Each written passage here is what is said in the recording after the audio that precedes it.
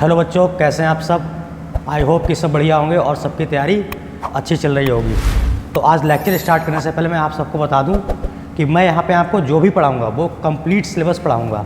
तो आप हमारे चैनल पर अगर नए हैं तो लाइक करें, शेयर कर दें और सब्सक्राइब कर दें। इस पूरे कोर्स में मैं आपको पूरा जेई मेन और नीट का पूरा सिलेबस प्रोवाइड कराऊँगा और जो भी उसके PYQ होते हैं या जो भी मॉड्यूल के क्वेश्चंस होते हैं डिफरेंट, आप जहाँ कहीं भी पढ़ रहे हैं A to Z कोचिंग में, उन सभी चीज़ों को ध्यान में रखते हुए मैं सारा कंटेंट यहाँ पे आपको प्रोवाइड करूँगा। तो अब हम स्टार्ट करते हैं अपना लेक्चर, जिसका नाम है न्यूमेरिकल्स ऑन इक्विलिब्रियम कंडीशंस। तो देखते हैं जैसे इस क्वेश्चंस को कैसे हमें करना है। तो इसमें लिखा है where we should place a charge Q so that it remain in equilibrium. तो जैसे ये दो चार्ज हैं यहाँ पे हमारे पास, एक +Q और एक +4Q। ये दोनों चार्ज फिक्स है अपनी पोजीशंस पे और इनके बीच का सेपरेशन है L। अब हम एक चार्ज Q को कहाँ पे रखें कि ये सिस्टम पूरा इक्विलिब्रियम कंडीशंस पे आए। तो देखते हैं हम पहले इसको। कोई भी क्वेश्चंस अगर हमें करना है तो उसके पहले उसके में एनालिसिस जरूर करनी आनी चाहिए।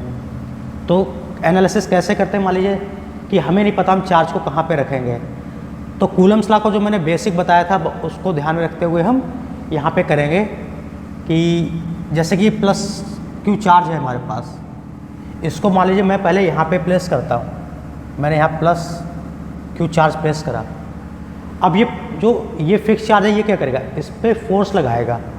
ये पॉजिटिव और ये भी पॉजिटिव है तो इसको रिपेल करेगा यहाँ पे, तो ये इधर फोर्स लगा रहा होगा मान लीजिए। और ये भी पॉजिटिव चार्ज है तो इसकी वजह से भी इस पर रिपल्शन फोर्स लगेगा।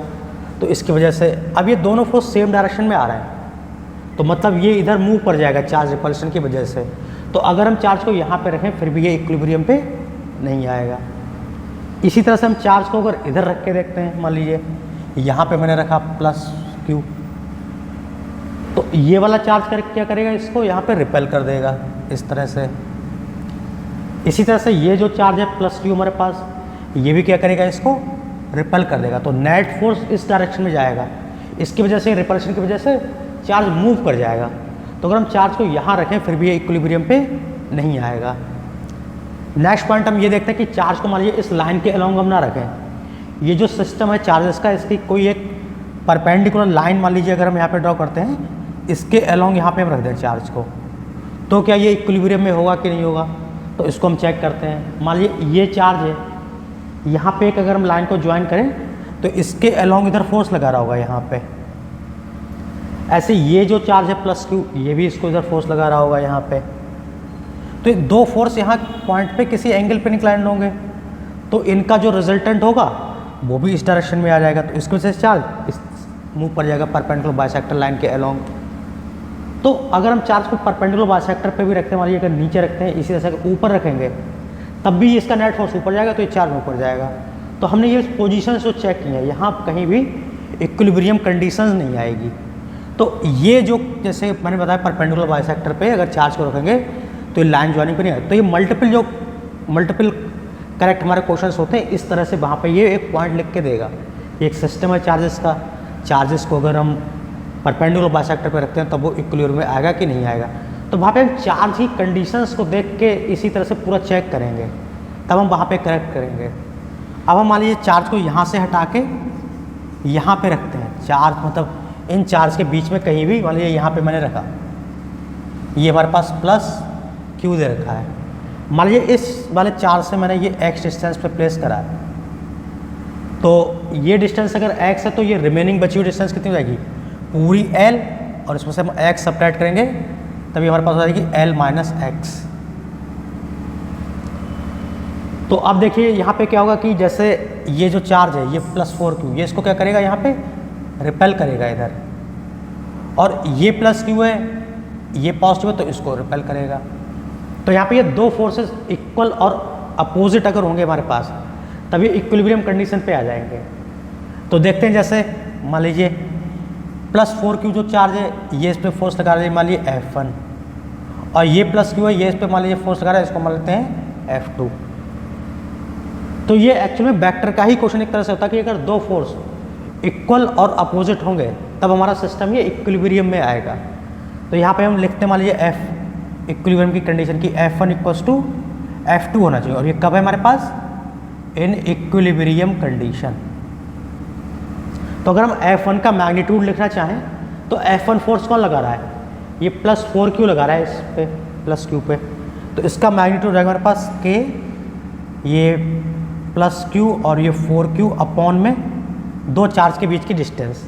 तो इन चार्ज के बीच की डिस्टेंस हमारे पास आ जाएगी L माइनस एक्स का होल स्क्वायर। ऐसे ही F2 फोर्स कौन लगा रहा है? ये F2 फोर्स ये वाला चार्ज लगा रहा है इस पे, +Q पे। तो अगर हम इसका मैग्नीट्यूड लिखना चाहें F2, ये हो जाएगा हमारे पास K और Q, और इसका मैग्नीट्यूड है Q, और ये यहाँ पे आ जाएगा हमारे पास x का स्क्वायर। तो इस तरह से हमने दोनों चार्जेस का मैग्नीट्यूड लिख लिया। कंडीशन में क्या रखेंगे कि अगर दो फोर्स इक्वल और अपोजिट हैं, opposite in sense of direction, then the system should be in remain in equilibrium. तो हमारे पास जो सिस्टम है वो हमारा पूरा इक्विलिब्रियम में रहेगा। तो दोनों चार्जेस की वजह से जो ये इस पर फोर्स लगाएगा F2, उसका मैग्नीट्यूड में कहेंगे K Q into Q upon में एक्स स्क्वायर, उनके चार्ज के बीच की डिस्टेंस। ये 4Q जो इस पर फोर्स लगा रहा होगा उसका मैग्नीट्यूड लिखेंगे यहाँ पे K 4Q और L माइनस एक्स का होल स्क्वायर। इसके आगे हम देखते हैं इसको कैसे कैलकुलेट कर जाएगा। मान लीजिए ये K से K कैंसिल हो जाएगा, ये Q से Q कैंसिल, ये Q से Q कैंसिल, यहाँ बचेगा 4 अपॉन L माइनस एक्स का होल स्क्वायर, और ये बचेगा यहाँ पे एक्स स्क्वायर। अब यहाँ पे अगर हम, यहाँ 4 है, ये होल स्क्वायर्स है, तो स्क्वायर्स को सॉल्व करने के लिए हमें स्क्वायर रूट की हेल्प लेनी पड़ती है। तो अगर हम यहाँ पे स्क्वायर रूट लेंगे तो यहाँ पे बनेगा 2 अपॉन L माइनस एक्स, ये आएगा 1 अपॉन एक्स। इनके हम क्रॉस मल्टीप्लाई करें, ये यहाँ पे हो जाएगा 2x, ये हो जाएगा L माइनस एक्स, माइनस का x इधर लाएंगे तो ये हो जाएगा plus 2x plus x is equal to L। तो ये 2x प्लस एक्स ये हो जाएगा हमारे पास 3x, इसको मैं यहाँ लिखता हूँ, और ये हो जाएगा L, तो x की वैल्यू जो भी आएगी वो आएगी L/3। तो इस तरह से हम वो डिस्टेंस निकाल सकते हैं कि चार्ज को कहाँ पे प्लेस करें कि सिस्टम हमारा इक्विलिब्रियम पे होगा। अब आप लोग देखिए ये जो x इक्वल टू L/3 यहाँ पे आ रहा है, ये डिस्टेंस क्या है कि L की हाफ से भी कम डिस्टेंस आ रही है। मतलब अगर L की वैल्यू अगर वहाँ पे न्यूमेरिकल गिवन होगी तो ये जो डिस्टेंस आएगी ये हाफ डिस्टेंस से भी कम आएगी। मान लीजिए अगर एग्जाम्पल के लिए अगर हम L की वैल्यू 100 लें तो जो ये L/3 है लगभग 33.3 के आसपास आएगा। मतलब ये कहने का मतलब जो स्मॉल चार्ज है उसके पास में डिस्टेंस रहेगी। तो ये भी हमें पॉइंट ध्यान रखना है कि चार्ज को हम किधर रख रहे हैं, यहाँ पे जो भी चार्ज की डिस्टेंस आएगी, चार्ज को हम स्मॉल मैग्नीट्यूड में जो चार्ज होगा हम उसके पास में रखेंगे, तभी ये सिस्टम हमारे पास इक्विलिब्रियम में आएगा। इसी के बेस पे हम दूसरा क्वेश्चन देखते हैं।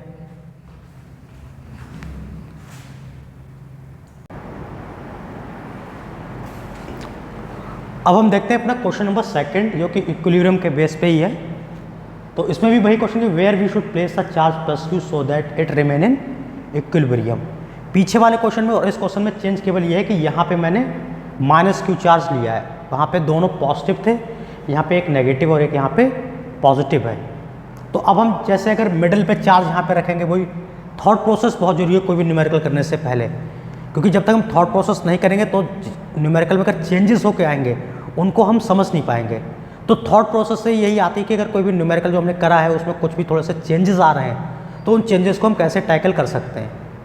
तो जैसे मैंने यहाँ पे +Q से -Q चेंज करा है, तो देखते हैं हमारी थॉट प्रोसेस किस तरह से चेंज होगी पीछे क्वेश्चंस की कंपैरिजन में। तो जैसे मान लीजिए -Q चार्ज है, मान लीजिए मैं चार्ज को यहाँ पे मिडिल पे रखता हूँ, मिडिल पे नहीं मतलब चार्ज के बीच में कहीं पर भी रखता हूँ, जैसे मान लीजिए +Q मैंने यहाँ पे रखा, तब ये -Q क्या करेगा, इसको यहाँ से इसको अपनी तरफ अट्रैक्ट करेगा। ऐसे ये +4Q क्या करेगा, इसको रिपेल करेगा। तो नेट फोर्स ये सेम डायरेक्शन में हो जाएगा। तो इसकी वजह से ये वाला चार्ज हमारा इक्विलिब्रियम पे नहीं आ पाएगा। इसी तरह से अगर हम चार्ज को इधर कहीं पे रखते हैं, मान लीजिए यहाँ पे रखते हैं चार्ज को, ये तो ये मान लीजिए मैंने +Q यहाँ पे रखा, तब ये वाला क्या करेगा, इसको -Q, ये इसको करेगा इधर अपनी तरफ अट्रैक्ट करेगा। ये मान लीजिए -Q की वजह से फोर्स है, ये +4Q क्या करेगा, ये कोई पॉजिटिव और ये भी पॉजिटिव, तो ये इसको रिपेल करेगा इधर। तो दो फोर्स यहाँ पे इक्वल और अपोजिट डायरेक्शन में हमारे पास आ जाएंगे। तो यहाँ पे ये चार्ज हमारा किस में आएगा, इक्विलिब्रियम कंडीशंस पे आएगा। इसी तरह से अगर हम चार्ज को यहाँ पे रख के देखते हैं, मान लीजिए +4 चार्ज हमारे पास है, तो ये 4Q क्या करेगा, इसको ये क्या करेगा, इसको रिपेल करेगा इस तरह से, और ये -Q क्या करेगा, इसको अपनी तरफ अट्रैक्ट करेगा। तो एक कंडीशन ये भी बन सकती है कि चार्ज हमारा यहाँ पे भी रखने पे इक्विलिब्रियम कंडीशंस पे आ सकता है। तो अब हम देखते हैं कि चार्ज को कैसे हमें कैलकुलेट करना है इसको। तो देखते हैं अब हम इस चार्ज की डिस्टेंस को हम कैसे कैलकुलेट करते हैं। मान लीजिए कि इस चार्ज को मैंने इस वाले चार्ज से x डिस्टेंस पे प्लेस करा है इस तरह से। तो अगर ये डिस्टेंस x है तो इस चार्ज की इस वाले चार्ज से डिस्टेंस कितनी आएगी, ये डिस्टेंस हमारी l और ये है x। तो ये जो डिस्टेंस है ये हो जाएगी मेरे पास l + x, इस वाले चार्ज से डिस्टेंस। अब अगर हमारे पास दो चार्ज का जो मैग्नीट्यूड है फोर्स का वो हमें यहाँ पे लिखना पड़ेगा। तो जैसे ये जो मान लीजिए कि ये जो -Q चार्ज है ये इस पर फोर्स लगा रहा है, ये अट्रैक्ट करा तो ये F1 मान लीजिए, और ये रिपल्शन वाला जो है इसको F2 मान लीजिए। तो इक्विलिब्रियम की कंडीशन में पड़ी है कि अगर दो फोर्सेस या दो वेक्टर्स हमारे इक्विलिब्रियम कंडीशंस हैं तो वो इक्वल और अपोजिट होने चाहिए। तो ये हो जाएगा यहाँ पे F1 = F2 in equilibrium condition, in equilibrium condition, ये हमारे पास आ जाएगा इसमें। तो F1 की वैल्यू देखते हैं क्या हो जाएगी, ये हो जाएगा K Q अपॉन में इन चार्जेस के बीच की डिस्टेंस मैंने लेट की है x²। ऐसे ही F2 की वैल्यू क्या हो जाएगी, रिपल्शन की वजह से, इस वाले चार्ज की वजह से। तो ये फोर्स लगा रहा है Q पे और 4Q अपॉन में ये डिस्टेंस है L + x, तो हो जाएगा L + x का होल स्क्वायर। ये K से K कैंसिल, ये Q कैंसिल, तो यहाँ पे आएगा 1/x², 1/L + x का होल स्क्वायर, और यहाँ पे 4 आएगा। भाई सेम प्रोसेस कि ये स्क्वायर रूट लेंगे हम यहाँ पे, तो हो जाएगा 1/x = 2/L + x। इसकी यहाँ क्रॉस मल्टीप्लाई करेंगे, L + x ये हो जाएगा 2x, x को उधर भेजेंगे तभी हमारे पास आ जाएगा 2x - x = L = x। मतलब अगर इस x की जो डिस्टेंस है उसको भी हमें L के इक्वल ही लेना पड़ेगा, तब ये चार्ज हमारा इक्विलिब्रियम में आएगा। इसके बाद देखते हैं हम दूसरा केस अपना कि चार्जेस की अगर ये मैग्नीट्यूड हम चेंज कर दें तब किस तरह से हमारी थॉट प्रोसेस चेंज होती है यहाँ पे।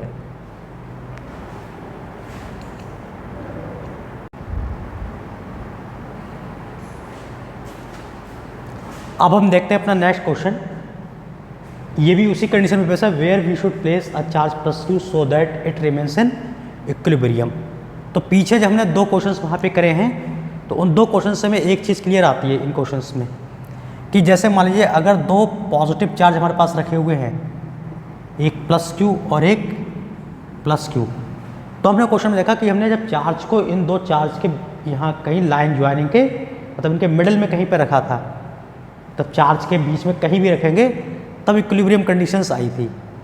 और जब चार्ज के मैग्नीट्यूड एक मैंने नेगेटिव लिया और एक पॉजिटिव लिया, तब जो इक्विलिब्रियम कंडीशंस थी वो हमारी चार्ज के बीच में नहीं आई, उसको मैंने उधर रखा जिधर चार्ज का मैग्नीट्यूड स्मॉल था। तो ये दो बातें हमें ध्यान में रखनी है कि जब कभी भी अपोजिट चार्ज आएंगे तब हमें चार्ज को इन चार्ज के बीच में नहीं रखना है, किधर रखना है, उस चार्ज की तरफ रखना है जिसका मैग्नीट्यूड स्मॉल होगा। ध्यान रखिएगा मैंने मैग्नीट्यूड बोला है। जैसे मान लीजिए ये दो चार्जेस हैं -9Q और +4Q, तो मैग्नीट्यूड वाइज अगर हम कंपेयर करें, साइन को निगलेक्ट कर दें तो 4Q स्मॉल चार्ज आएगा। इसी तरह से जैसे मैंने पीछे क्वेश्चन में जैसे -Q और +4Q लिया था, तो साइन को निगलेक्ट करेंगे और देखेंगे Q जो है हमारा वो स्मॉल मैग्नीट्यूड वाइज चार्ज है। तो चार्ज को हम कहाँ रखेंगे, स्मॉल चार्ज जो होगा उसके पास में रखेंगे और बीच में नहीं रखना है इनके, उस स्मॉल जो चार्ज होगा उसके साइड पे रखेंगे हम इस चार्ज को, तब हमारी इक्विलिब्रियम कंडीशन आएगी। यही दो कॉन्सेप्ट को ध्यान में रखते हुए हम यहाँ पे क्वेश्चंस को करेंगे इसको। कंडीशन क्या है कि जैसे मान लीजिए यहाँ पे +4 क्यू चार्ज है, एक -9 क्यू चार्ज है, तो इक्विलिब्रियम कंडीशन इसके बीच में नहीं आएगी। कहाँ पे आएगी? जहाँ पे हमारा चार्ज का मैग्नीट्यूड स्मॉल होगा। तो 4Q स्मॉल मैग्नीट्यूड का चार्ज है और ये 9Q ज़्यादा होगा, तो इसके पास में हम रखेंगे चार्ज को। तो मान लीजिए एक मैंने ये +Q चार्ज यहाँ पे रखा, ये मान लीजिए इस चार्ज 4Q से x डिस्टेंस पे मैंने रख दिया। ऐसे अगर इन दोनों चार्जेस के बीच का सेपरेशन L है और ये वही कंडीशन है कि दोनों चार्जेस फिक्स है हमारे, तो अगर इस चार्ज की डिस्टेंस यहाँ से देखेंगे तो ये L हो जाएगी, तो ये हमारे पास हो जाएगा L + x। फिर भाई आएगा यहाँ पे कि ये जैसे +Q रखा हुआ है, ये 4Q क्या करेगा? इसको अपनी तरफ अट्रैक्ट करेगा। मान लीजिए F1 से अट्रैक्ट कर रहा है, नहीं ये +4Q है, सॉरी, ये इसको रिपेल करेगा यहाँ पे, ऐसे F1 फोर्स से रिपेल कर रहा होगा। ये नेगेटिव चार्ज है, ये इसको अपनी तरफ अट्रैक्ट कर लेगा, तो इसको मान के चलते हैं ये F2 हो जाएगा यहाँ पे। तो दो चार्ज इक्विलिब्रियम में जब होंगे जब उनका मैग्नीट्यूड इक्वल हो और डायरेक्शंस उनकी अपोजिट हो। तो यही कंडीशन यहाँ पे आ रही है हमारे पास।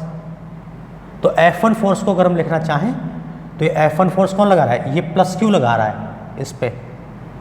F1 = F2 in equilibrium condition में यहाँ पे लिखेंगे, इन इक्विलिब्रियम कंडीशन।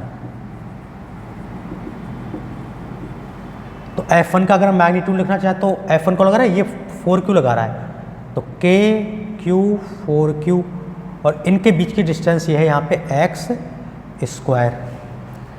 ऐसे ही इस +4Q पे ये -Q क्या लगा रहा है?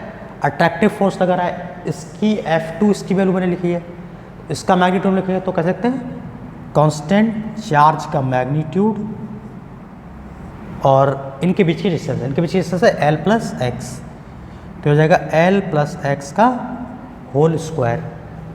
तो ये KQ और KQ हो जाएगा कैंसिल, ये Q से Q कैंसिल, ये 4/x², ये जगह 9/L + x का होल स्क्वायर। स्क्वायर रूट लेंगे तो यहाँ पे हम देखेंगे यहाँ पे बन जाएगा 2/x, यहाँ जाएगा 3/L + x। क्रॉस मल्टीप्लाई करेंगे तो ये यहाँ पे 2, ये L + x 3x। जिन बच्चों की मैथ्स अच्छी है तो वो डायरेक्ट भी मल्टीप्लाई कर सकते हैं। तो ये 2L हो जाएगा यहाँ पे, ये 2x हो जाएगा, ये 3x हो जाएगा। तो 2x को उधर हम उधर भेजें तो यहाँ पे देखते हैं हम, ये आ जाएगा 3x - 2x = 2L, ये आ जाएगा x = 2L आएगा हमारे पास निकल के। तो ये हमारा यहाँ पे x की वैल्यू निकल के आएगी, क्योंकि x की वैल्यू हम 2L के इक्वल लेते हैं, तो हमारा जो चार्ज होगा वो इक्विलिब्रियम कंडीशंस पे आ जाएगा।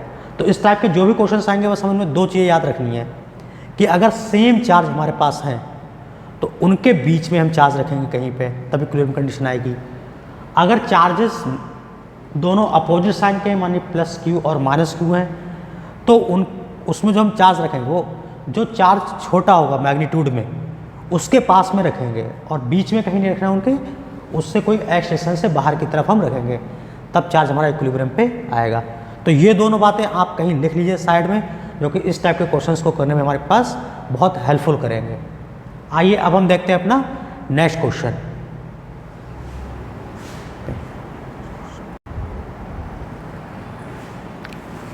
अब हम देखते हैं अपना नेक्स्ट क्वेश्चन। ये +Q और ये +Q चार्ज यहाँ पे रखा हुआ है और इसके बीच में एक चार्ज Q0 और जिसका मास m है ये रखा हुआ है। तो यहाँ पे क्या करेंगे, if a charge Q0 m is slightly displaced from its mean position, find time period of SHM।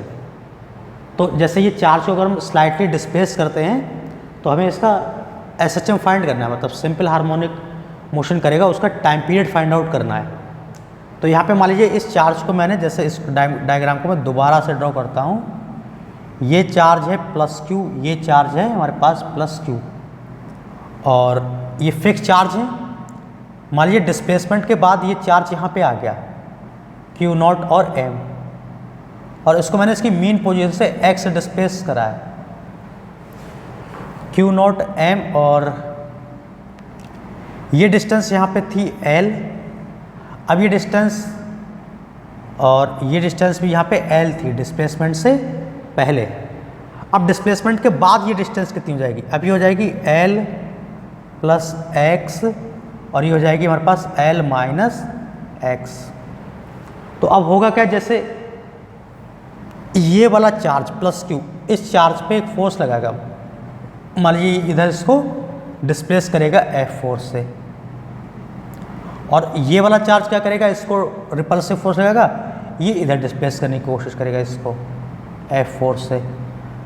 तो मान लीजिए ये फोर्स है F1 और ये फोर्स है हमारे पास F2। अब होगा क्या, ये दोनों फोर्स F1 और F2 इक्वल नहीं होंगे। इक्वल क्यों नहीं होंगे, जैसे मान लीजिए हम F1 का अगर मैग्नीट्यूड लिखना चाहें तो ये हो जाएगा 1/4 पाई एप्सिलॉन नॉट। F1 लिख रहे हैं, F1 ये वाला चार्ज लगा रहा है, तो हो जाएगा Q नॉट Q अपॉन में इसकी डिस्टेंस है ये L माइनस एक्स का होल ऑफ स्क्वायर। और F2 का अगर हम मैग्नीट्यूड लिखें तो F2 हो जाएगा 1/4 पाई epsilon not Q not Q। अब F2 कौन सा है, ये वाला चार्ज फोर्स लगा रहा है, तो यहाँ तक की डिस्टेंस ये हमारे पास हो जाएगी L प्लस एक्स का होल ऑफ स्क्वायर। अब यहाँ पे ये चार्ज देखिए, ये डिस्टेंस L माइनस एक्स छोटी डिस्टेंस है, ये बड़ी डिस्टेंस हो जाएगी L प्लस एक्स। तो ये दोनों फोर्स F1 और F2 इक्वल नहीं होंगे। इक्वल नहीं होंगे तब ये क्या करेगा, ये F1 इसको इधर डिस्प्लेस करेगा और F2 इसको इधर डिस्प्लेस करेगा, जिसके कारण ये यहाँ पे सिंपल हार्मोनिक मोशन परफॉर्म करेगा। अब जब सिंपल हार्मोनिक मोशन परफॉर्म करेगा तो हमने ये देखा कि ये अपनी मीन पोजीशन यहाँ पे चार्ज रखा हुआ था और इसको हमने x इस साइड पे डिस्प्लेसमेंट करा है, मतलब इधर राइट में जो फोर्स ज़्यादा होगा उसकी वैल्यू को हम ज़्यादा मानेंगे यहाँ पे ग्रेटर। मान लीजिए F2 की हम वैल्यू अगर देखें तो F2 की वैल्यू ये है, मैथमेटिकली हमें ये लगेगा कि ये वैल्यू छोटी है और ये वैल्यू बड़ी, तो F1 माइनस F2 करना चाहिए। लेकिन हमने F2 फोर्सेस को डिस्प्लेस करा है, मतलब डिस्प्लेस चार्ज हो नहीं रहा था, मतलब ये तो इसको इधर ही लाएगा, लेकिन हमने फिर भी ये F2 फोर्स से इसको डिस्प्लेस करा है इधर। तो हम अभी ये मान के चलेंगे कि ये F2 फोर्स है ये F1 से ज़्यादा है, क्योंकि चार्ज इस डायरेक्शन में डिस्प्लेस हुआ है, तो F2 ग्रेटर देन F1 होगा इसके अकॉर्डिंग। F नेट ये हो जाएगा F2 minus F1। Mathematically F1 ही बड़ा होगा, वो हम अभी आके देखेंगे कैलकुलेशन में, लेकिन ये चार्ज डिस्प्लेस इधर हो रहा है F2, तो इसका मीनिंग ये है कि ये F2 जो है यहाँ पे F1 से ग्रेटर है। बहुत पॉइंट्स में, मतलब छोटा सा पॉइंट्स में थोड़ा सा ये ग्रेटर होगा, तभी ये स्मॉल डिस्टेंस से इसको इधर डिस्प्लेस कर पाएगा। अगर डिस्प्लेस किया है तो हम मान के चलेंगे कि ये F2 ग्रेटर देन है F1 से। तो अगर हम यहाँ पे F2 माइनस F1 करेंगे तो पहले हम यहाँ पे लिखेंगे 1/4 पाई epsilon not Q not Q L plus x का होल स्क्वायर माइनस F1 की वैल्यू 1/4 पाई एप्सिलॉन नॉट, ये Q नॉट हो जाएगा यहाँ पे Q अपॉन में L माइनस एक्स का होल स्क्वायर। ये जब हम यहाँ पे कॉमन लेंगे तो 1/4 पाई एप्सिलॉन नॉट, ये यहाँ पे हो जाएगा Q नॉट, ये हो जाएगा Q, और ये यहाँ पे हो जाएगा L प्लस एक्स का whole square minus 1/L minus x का होल स्क्वायर। तो जब हम इसको सॉल्व करेंगे तो हमारे पास ये बनेगा Q nought into Q 4 pi epsilon nought, ये यहाँ पे आ जाएगा L माइनस एक्स का होल ऑफ स्क्वायर, ये यहाँ पे जाएगा L प्लस एक्स का होल स्क्वायर, और ये L square minus x square का होल ऑफ स्क्वायर हो जाएगा। ये फॉर्मूला A प्लस मतलब होल स्क्वायर दोनों पे लगा लेंगे एलसीएम के बाद, A plus B A minus B के ऐड लेंगे तो ये आ जाएगा हमारे पास। इसको अगर हम सॉल्व करें, इसको इधर देखते हैं, ये हमारे पास F नेट ये बन जाएगा Q nought into Q upon में 4 पाई एप्सिलॉन नॉट, ये हो जाएगा यहाँ पे A square plus B square minus का 2AB। यहाँ माइनस साइन है तो इसकी वजह से साइन चेंज हो जाएंगे, ये A स्क्वायर यहाँ B स्क्वायर, ये हो जाएगा प्लस का 2AB आएगा, तो ये भी हमारे पास हो जाएगा माइनस का 2LX, और यहाँ पे हो जाएगा L square minus x square का होल ऑफ स्क्वायर। यहाँ पे ये सारे टर्म हो जाएंगे कैंसिल, प्लस माइनस ये माइनस माइनस ऐड होके ये हमारे पास आएगा क्यू नॉट इंटू में ये क्यू और माइनस माइनस प्लस हो जाएगा, माइनस का 4LX, ये आएगा L square minus x square का होल ऑफ स्क्वायर, ये आएगा एफ नेट। तो ये हमारे पास सॉल्व करने के बाद बनेगा। यहाँ पे जैसे अगर हम देखें तो ये क्वेश्चन में मतलब गिवन आ गया कि जो हमारे पास x है वो बहुत छोटी वैल्यू है यहाँ पे, तो इस x को हम यहाँ पे निगलेक्ट कर सकते हैं। तो एफ नेट हमारे पास क्या बनेगा, ये बन जाएगा माइनस का क्यू नॉट, ये यहाँ पे वैल्यू छूट गई, इसको हम लिखेंगे यहाँ पे 4 पाई एप्सिलॉन नॉट, ये क्यू नॉट इंटू क्यू, ये यहाँ पे आ जाएगा 4LX, ये 4 पाई एप्सिलॉन नॉट, और x को जब हम निगलेक्ट करें तो एल स्क्वायर आएगा और एल स्क्वायर की जगह पे यहाँ पर जाएगा l की पावर 4। तो जब इसको कैंसिल करेंगे, मान लीजिए एक l से यहाँ पे l कैंसिल हो जाएगा, ये 4 से 4 कैंसिल हो जाएगा, तो एफ नेट जो हमारे पास होगा वो हमारे पास आएगा क्यू नॉट इंटू क्यू, और ये यहाँ पे आ जाएगा l कैंसिल हो जाएगा, ये यहाँ पे x, और यहाँ पे आ जाएगा पाई एप्सिलॉन नॉट l क्यूब। तो जैसे अगर हम ये वाली कंडीशंस देखें तो ये हमारे पास SHM की कंडीशन से रिलेट कर रहा है। SHM में हमारे पास क्या होता है कि इन SHM एफ नेट जो हमारे पास होता है वो माइनस का KX के इक्वल आना चाहिए। अब देखिए यहाँ पे ये नेगेटिव साइन आ रहा है, ये नेगेटिव साइन भाई हमारी कंडीशन को रिलेट कर रहा है कि हमने यहाँ पे F2 को ग्रेटर लिया कि डिस्प्लेस करा, तो F2 माइनस F1 करा, लेकिन मैथमेटिकली देखिए वही आ गया कि F1 ही ग्रेटर होगा, वही इसको इसकी मीन पोजीशन की तरफ लाएगा, तभी ये सिंपल हार्मोनिक मोशन परफॉर्म करेगा। और ये नेगेटिव साइन शो भी यही करता है कि यहाँ पे जो हमारे नेट फोर्स की डायरेक्शन है, नेट फोर्स की है वो डिस्प्लेसमेंट के अपोजिट में होगी। तो नेट फोर्स इधर आ रहा है, मतलब F1 ही हमारे पास ज़्यादा होगा, जो कि सिंपल हार्मोनिक मोशन के लिए रिस्पॉन्सिबल होगा। तो अब हम टाइम पीरियड का फॉर्म होता है, टाइम पीरियड फॉर्म होता है T=2 पाई अंडर रूट, यहाँ पे आता है m/k, k यहाँ पे होता है जो हमारे पास यहाँ पे कांस्टेंट वैल्यू आती है। तो ये देखिए हमारे पास यहाँ पे k की वैल्यू आ रही है कांस्टेंट, तो टाइम पीरियड को हम इस तरह से लिखेंगे यहाँ पे T=2 pi under root m में k, ये आ जाएगा हमारे पास क्यू नॉट क्यू और पाई एप्सिलॉन नॉट l क्यूब। तो इस तरह से हम क्वेश्चंस को कर सकते हैं।